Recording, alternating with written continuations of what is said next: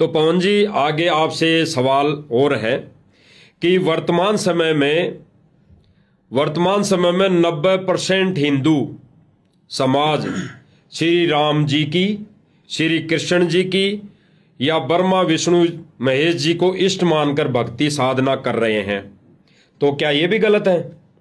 तो इस विषय पर आप मानव हित में कोई जानकारी दें। देखो कजोड़ जी, ये तो मैंने अभी आपको क्लियर कर दिया सतगुरु रामपाल जी के ज्ञान से, सत्संग से, कि गीता जी अध्याय 7 श्लोक नंबर 15 में तीनों गुणों, रजगुण ब्रह्मा जी, सतगुण विष्णु जी और तम गुण शिव जी, इन तीनों देवताओं की पूजा करने वालों को 4 गालियां दी है। जो गीता का ज्ञान देने वाला जो ब्रह्म है, इनका जो पिता है ब्रह्मा विष्णु महेश का, जो कि गुप्त रहता है, सबको दर्शन नहीं देता, सबके सामने नहीं आता है, जिसको ज्योत स्वरूपी कहते हैं, वो साफ साफ कह रहा है अध्याय 7 श्लोक नंबर 15 में कि मेरी पूजा ना करके, मुझ ब्रह्म की पूजा ना करके, और जो माया के द्वारा ये 3 जो गुण हैं ब्रह्मा विष्णु महेश, जो इनकी पूजा में लगा हुआ, तीनों गुणों की पूजा में लगा हुआ है, वो राक्षस स्वभाव को धारण किए हुए मनुष्यों में नीच दूषित कर्म करने वाले मूर्ख लोग मुझ ब्रह्म की भी पूजा नहीं करते। तो गीता जी तो बिल्कुल क्लियर, उन्होंने साफ साफ बोल ही दिया है कि ब्रह्मा विष्णु महेश तक की पूजा किसी भी शास्त्र में नहीं है, कोई विधान नहीं है। अब आप कह रहे हैं कि पूरा का पूरा हिंदू समाज श्री राम और श्री कृष्ण जी की भक्ति पर आधारित है, श्री राम और श्री कृष्ण को अपना इष्ट मानकर उनकी पूजा करता है, तो क्या यह भी गलत है? सरासर गलत है। जब ब्रह्मा विष्णु महेश की पूजा का विधान नहीं है, तो राम और श्री कृष्ण जी तो उनके अंश अवतार हैं, ये तो उनसे भी थोड़ी शक्ति लेकर धरती पर आए थे। तो कहीं भी श्री रामचंद्र जी की पूजा का या श्री कृष्ण चंद्र जी की पूजा का विधान नहीं है। हां, मनमुखी पूजा आप चाहे पत्थरों की करो, दुनिया कर रही है, मनमुखी रूप से आप चाहे किसी जानवर की पूजा करो, बहुत सारे लोग कर रहे हैं, समाधियां बना बना के भैंसे की, गाय की पूज रहे हैं दुनिया, वो उनका अपना मता है। और जो लोग विशेषकर हिंदू समाज में श्री राम को अपना इष्ट मानकर पूज रहे हैं, श्री कृष्ण को अपना इष्ट मानकर पूज रहे हैं, तो उनकी वैसे तो पूजा का विधान नहीं है, फिर भी यदि वो उनकी पूजा करते हैं उनको इष्ट मान के, तो उनको मिलेगा क्या? देखिए, आप जिसको भी अपना इष्ट मान के पूजेंगे, उसके गुण स्वतः ही आपके अंदर आना शुरू होंगे, ऑटोमेटिक। आप जिसकी संगति करेंगे, अगर आप शराब पीने वाले की संगति करेंगे, तो ऑटोमेटिक आपके अंदर वैसे गुण आएंगे। किसी मांस खाने वाले की संगति करेंगे, आपके अंदर ऑटोमेटिक वो गुण आएंगे, क्योंकि संगत और कुसंगत का बहुत बड़ा असर पड़ता है। अब जो लोग विशेषकर हिंदू समाज में श्री राम को इष्ट मानकर पूजते हैं, तो कैसे तो उनका भला होगा, कैसे उनकी मुक्ति होगी और कैसे उनके सद्विचार होंगे। इसीलिए तो पूरे समाज का मानसिक स्तर नीचे गिरा हुआ है, धार्मिक स्तर नीचे गिरा हुआ है। पहले ये तो देख लो कि जिसको मैं इष्ट मान के पूज रहा हूं, वो इष्ट मानने के योग्य है या नहीं है। उसके जीवन चरित्र के ऊपर एक नजर डाल लेनी चाहिए कि यदि मैं इनकी पूजा शुरू करूंगा इष्ट मानकर, तो इनके गुण स्वतः मेरे अंदर आएंगे।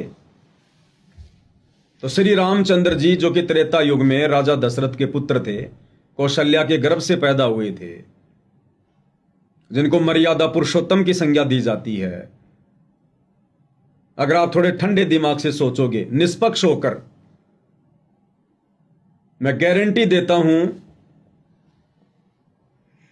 कोई भी धर्म गुरु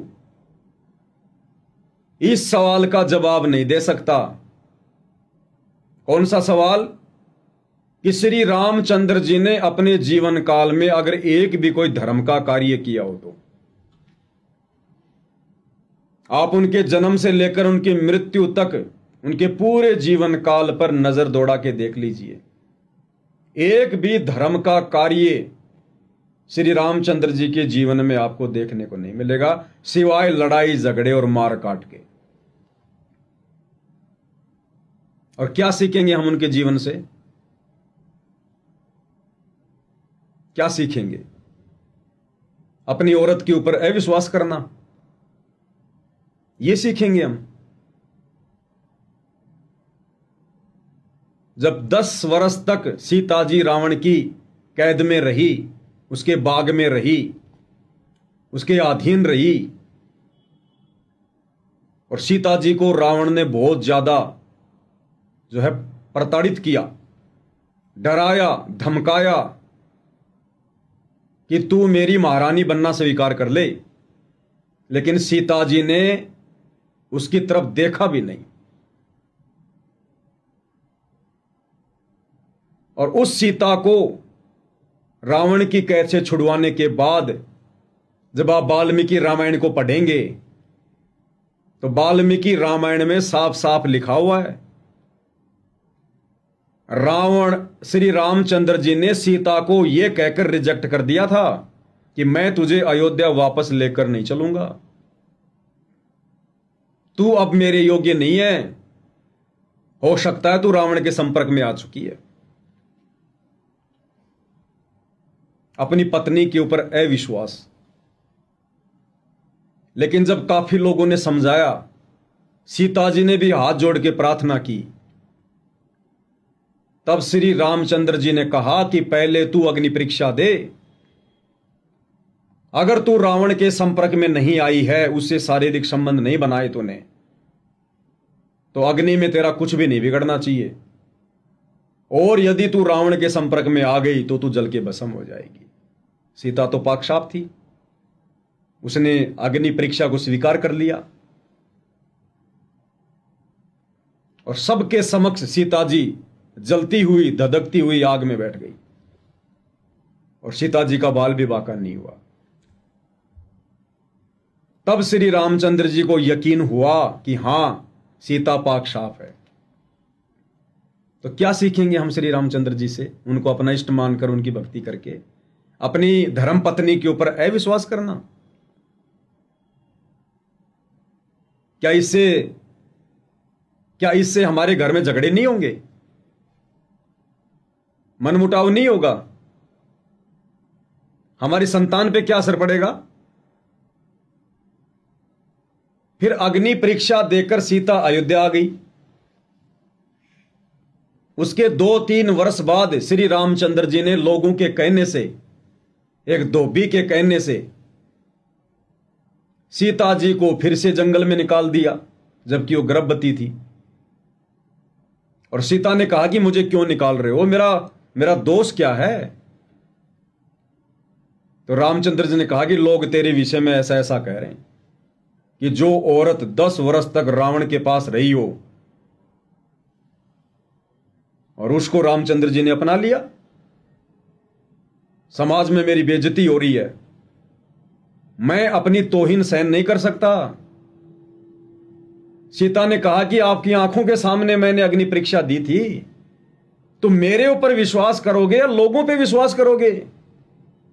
तो जो श्री राम अपनी धर्म पत्नी पर विश्वास ना करके और आम जनता पर विश्वास कर रहा है, और अपनी धर्म पत्नी को जो गर्भवती थी और उसको अयोध्या से बाहर निकाल दिया, आप उस श्री रामचंद्र जी को इष्ट मान के पूजोगे, आपके अंदर क्या गुण आएंगे? आपका जीवन कभी सुखी हो सकता है? अंत में श्री रामचंद्र जी अपने ही उन पुत्रों से लव और कुश से युद्ध कर रहा है, लड़ाई कर रहा है। क्या गुण आएंगे आपके अंदर रामचंद्र जी के? फिर काहे के इष्ट, काहे के भगवान, जिस श्री रामचंद्र को यह नहीं पता कि मैं जिससे लड़ाई करने जा रहा हूं वो मेरे बेटे हैं। हम उनको अंतर्यामी मान रहे हैं, उनको भगवान मान रहे हैं, परमात्मा मान के पूज रहे हैं, इष्ट मान के पूज रहे हैं। इष्ट होती है सर्वश्रेष्ठ शक्ति। तो क्या गुण आएंगे हमारे अंदर? फिर द्वापर में लोग, जब श्री कृष्ण जी आए, फिर उनको अपना इष्ट मान के पूजने लगे। और वर्तमान में तो श्री राम से ज्यादा श्री कृष्ण जी की पूजा होती है। अब श्री कृष्ण जी के पुजारियों की तो हालत खराब है, क्योंकि जिसको इष्ट मान के पूजोगे उसके गुण ऑटोमेटिक आपके अंदर आएंगे। क्या श्री कृष्ण जी इष्ट मानकर पूजा करने योग्य हैं? नदी में गोपियां नहा रही हैं, स्नान कर रही हैं, उनके वस्त्र वहां से उठाकर श्री कृष्ण जी पेड़ पर चढ़ जाते हैं। गोपियां कहती हैं हमारे वस्त्र दो, हमारे वस्त्र दो, हम नंगी हैं, हमें लाज आ रही है, हम बाहर कैसे आए। और लोगों के इष्ट श्री कृष्ण जी उनके कपड़ों को अपने हाथों में लेकर पेड़ पर चढ़े चढ़े कहते हैं कि नदी से बाहर आकर कपड़े लो। क्या मनसा हो सकती है गोपियों को नंगा देखने की? इतनी मलिनता। और भगवान में, इष्ट में, उसके पुजारी का क्या हाल होगा? तभी तो आज ये बलात्कार के मामले बढ़ रहे हैं।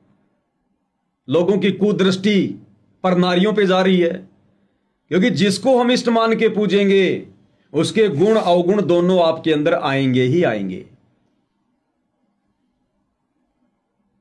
श्री कृष्ण जी ने 8 शादियां की, 8 उनकी औरतें थी। उसके अलावा उन्होंने कितनी स्त्रियों के साथ संभोग किया?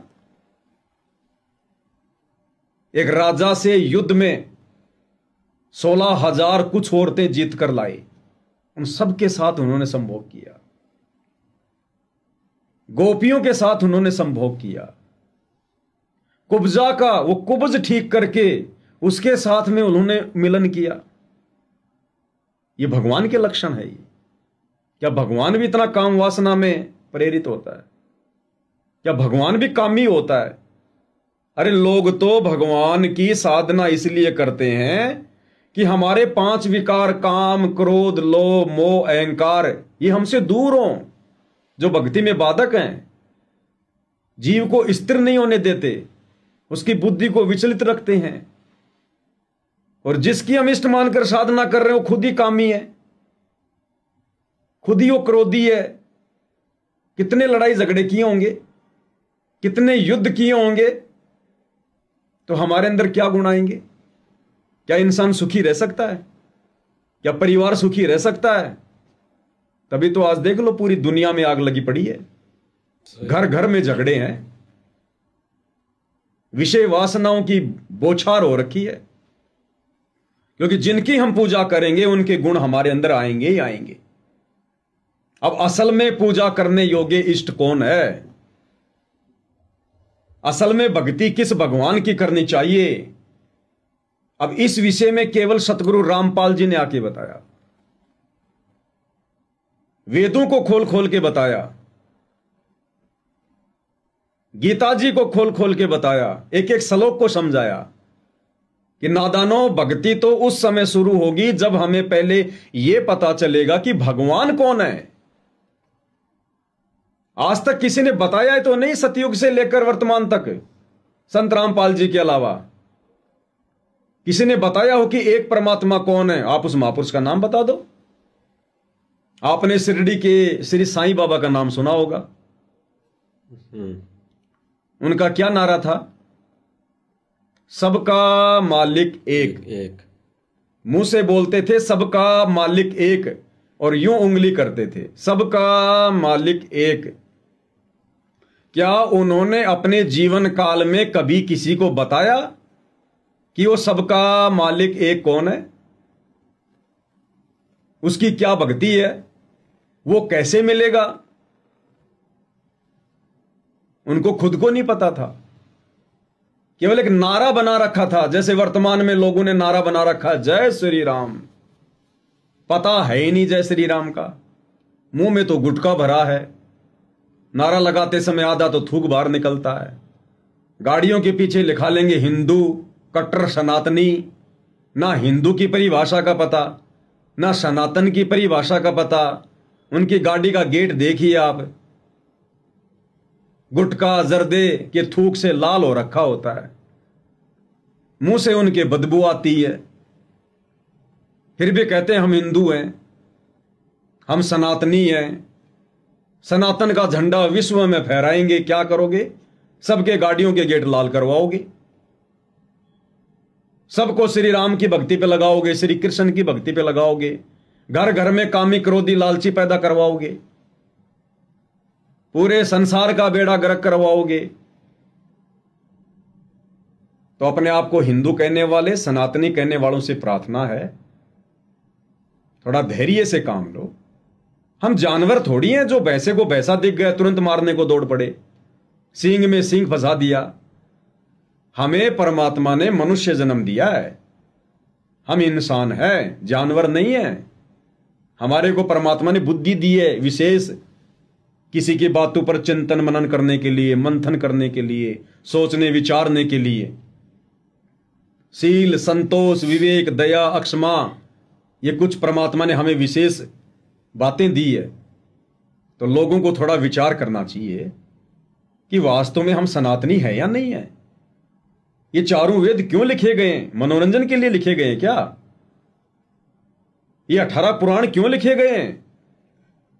मनोरंजन के लिए हैं क्या? गीता जी को पढ़ने की सलाह क्यों दी जाती है? गीता का ज्ञान क्यों दिया गया? बच्चों को सुलाने के लिए थोड़ी दिया गया, लोरियां सुनाने के लिए। तो समस्त हिंदू समाज को इस बात पर विचार करना चाहिए, दिमाग को थोड़ा ठंडा रखो। अन्यथा ये 4 दिन का जीवन है, और वैसे आजकल मौत का भरोसा नहीं है। आए दिन तो बसों में आग लग रही है, आए दिन रोड पर एक्सीडेंट हो रहे हैं। सुबह आदमी घर से निकलता है, शाम का पता नहीं ढंग से आएगा नहीं। कितनी प्रकार की बीमारियां हो रही हैं। इंसान को बिल्कुल भी इस बात का अनुमान नहीं है कि तू सुबह घर से निकलेगा शाम को आएगा कि नहीं आएगा। तो थोड़ा विचार करना चाहिए भाई। ये मनुष्य जन्म कोई सुबह खाया, दिन भर बैल की तरह कमाया, शाम को आगे सो गया, केवल इसीलिए नहीं मिला है। 84 लाख योनियों से भिन्न सर्वश्रेष्ठ ये मनुष्य योनि हमें दी है परमात्मा ने। भगवान को पहचान कर उसकी भक्ति करके मोक्ष करवाने के लिए। और भगवानों की जानकारी मिलेगी आपको सनातनी ग्रंथों में, सनातनी शास्त्रों में। और उन ग्रंथों को कौन समझ पाया? उस सच्चे गुरु की आपने पहचान करनी पड़ेगी। पहचान कैसे होगी? उनके प्रवचन सुनने से, उनके सत्संग सुनने से। पक्षपात से दूर हटकर निष्पक्ष होकर जब तक आप किसी चीज को नहीं जानना चाहोगे, आप निष्कर्ष पर नहीं पहुंच सकते। अगर आप अपनी अपनी डफली, अपना अपना राग अलपाते रहोगे कि मैं हिंदू, मेरा हिंदू धर्म महान, मैं मुसलमान, मेरा मुस्लिम धर्म महान, मैं सिख, मैं ईसाई, मेरा धर्म महान, आप कभी भी अध्यात्म के निष्कर्ष पर नहीं पहुंच सकते। उसके लिए आपको धैर्य की जरूरत है, सामने वाले के प्रवचनों को सुनने की जरूरत है, और सुनकर फिर उसका निर्णय करने की जरूरत है। तो सतगुरु रामपाल जी के सत्संग सुने बिना, सबकी जेब में मोबाइल है, यूट्यूब पर जाओ, सर्च करो सत्संग संत रामपाल जी। और मैं तो प्रार्थना करूंगा, जब तक आप सृष्टि रचना को नहीं सुनेंगे बार बार, तब तक आप संत रामपाल जी के सत्संग भी नहीं समझ पाएंगे। तो जब भी संत रामपाल जी के सत्संग सुनने की आपको इच्छा हो, प्रेरणा हो, ये सारी चीजें जानना चाहते हो, तो यूट्यूब पर सर्च करो सृष्टि रचना संत रामपाल जी महाराज। ये 2-2.5 घंटे का उनका सत्संग है। आप सृष्टि रचना को देखिए, पढ़िए, समझिए। सारे सबूतों के साथ में दिखाए जाएंगे, प्रमाणों के साथ में दिखाए जाएंगे। दान दक्षिणा के चक्कर में उआबाई का काम नहीं है संत रामपाल जी का। वे हमारी आत्मा के कल्याण के लिए आए हुए हैं धरती पर। असल में हमें भक्ति और भगवान की परिभाषा समझाने के लिए आए हुए हैं। तो इंसान को इस भक्ति युग में, जो बहुत ही थोड़े समय के लिए है, जब तक संत रामपाल जी धरती पर हैं तब तक ये भक्ति युग है। तो लोगों को थोड़ा अपने व्यस्त जीवन से समय निकालना चाहिए, संत रामपाल जी के प्रवचन सुनने चाहिए, विचार करना चाहिए और शत भक्ति को अपनाना चाहिए। देखो भक्ति तो हर कोई कर रहा है, कोई 2, 4, 5% ही ऐसे नास्तिक टाइप के व्यक्ति होंगे जो भक्ति नहीं करते। बाकी विशेषकर हिंदू समाज में तो हर घर में पूजा पाठ आधी अधूरी किसी न किसी की होती है। तो पूजा पाठ तो वर्तमान में आप कर ही रहे हैं, 10, 15, 20 मिनट, आधा घंटा तो भगवान की भक्ति को दे ही रहे हैं। तो क्यों ना थोड़ा सा सच्चाई की तरफ बढ़ें, पहले सच्चे भगवान की पहचान कर लें, सच्चे धर्म कर्म की पहचान कर लें। और बिना गुरु के भक्ति शुरू नहीं होती, तो सच्चा गुरु कौन है उसकी पहचान कर लें। और पहचान होगी सामने वाले के विचार सुनने से, उनके सत्संग सुनने से, और कोई तरीका नहीं है। तो लोगों को सतगुरु रामपाल जी के सत्संग सुनने चाहिए, सृष्टि रचना को ध्यान से पढ़ना चाहिए, देखना चाहिए, विचार करना चाहिए। अन्यथा पल पल ये हमारा मनुष्य जन्म बर्बाद हो रहा है। भक्ति केवल मनुष्य शरीर से हो सकती है, मोक्ष केवल इसी शरीर से प्राप्त किया जा सकता है भक्ति करके। बाकी जितनी भी योनियां हैं, गधे, कुत्ते, सूअर, गाय, बैल, भैंस, ऊंट, मक्खी, मच्छर, कीट, पतंग, आप गाय का दूध निकालते उसको रामायण समझाइए, महाभारत समझाइए और बोलिए राम भगवान, श्री कृष्ण भगवान, राम राम जप, राम राम जप। 10 साल तक उसको ये पाठ पढ़ाइए और फिर पूछिए कि राम कौन है, भगवान कौन है, वो कुछ नहीं बता पाएगी। पशु योनि, पक्षी योनि, यानी 84 लाख योनियां भोग योनि है, वो अपना कर्म भोग रही है। अब उनके हाथ में नहीं है भक्ति करना, भगवान को पहचानना। क्योंकि जब कभी वो 84 लाख योनियों के पशु पक्षी कीट पतंग, जब वो आप और हमारी तरह इस मनुष्य योनि में थे, स्त्री या पुरुष, उनको भी लोगों ने बहुत समझाया होगा, लेकिन उन्होंने किसी की एक नहीं सुनी। कार कोठी बनाने में व्यस्त रहे, अपनी अपनी घटिया परंपरागत साधनाओं में व्यस्त रहे। गुरु बनाया तो नकली बना लिया जिसको खुद ज्ञान नहीं। अंत में मोक्ष होना नहीं था, मुक्ति मिलनी नहीं थी, 84 में जाना था, ये नियम है। फिर वो बन गए गाय, गधा, भैंस, हाथी, सुअर, शेर, भालू। अब अपना वो कर्म भोग रहे हैं। तो पशु पक्षी ये जितनी भी योनियां हैं 84 लाख, ये केवल अपना कर्म भोग रही है। और ये जो मनुष्य योनि है ये है कर्म योनि, बाकी योनियां भोग योनि, और मनुष्य योनि है ये कर्म योनि। यानी हम अपने अच्छे कर्म बना सकते हैं और बिगाड़ भी सकते हैं। यदि सच्ची भक्ति सच्चे गुरु से नाम लेकर शुरू कर दी, और सच्चा गुरु वर्तमान में पूरी पृथ्वी पर केवल सतगुरु रामपाल जी हैं वर्तमान में। बाकी तो थोता चना बाजे गणा, अध जल गगरी छलकत जाए, ये हालात हैं। चाहे शंकराचार्य हो चाहे धीरेन्द्र शास्त्री हो, अपने पिछले जन्मों की मलाई खा रहे हैं। बाकी लेना देना कुछ नहीं है उनके पास में। अंत में ये भी नरक में जाएंगे। अगर देश के चारों शंकराचार्य, धीरेन्द्र शास्त्री या जितने भी धर्मों के जितने भी आचार्य, शंकराचार्य, पंडित, मुल्ला, मौलवी, काजी, अगर इन्होंने वर्तमान में सतगुरु रामपाल जी की शरण ग्रहण नहीं की, उनके ज्ञान को समझकर उनसे उपदेश लेकर भक्ति नहीं की, सारे के सारे अगले जन्मों में 84 लाख में जाएंगे। गधे, कुत्ते, सुअर बनकर यहीं भटकते रहेंगे। जब ब्रह्मा, विष्णु, महेश भी अपना समय पूरा करके 84 लाख योनियों में जाते हैं, तो उनके साधकों की भला क्या औकात है। तो सनातन का तो केवल एक नाम है, उसकी परिभाषा से लोग बिल्कुल भी परिचित नहीं है।